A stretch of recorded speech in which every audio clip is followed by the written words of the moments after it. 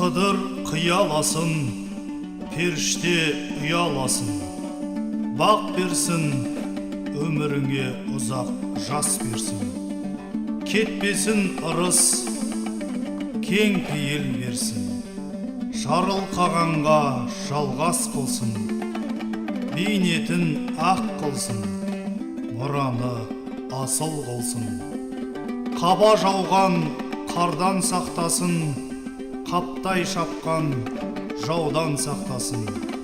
Аузы қанды бөріден сақтасын, қолы қанды ұрыдан сақтасын.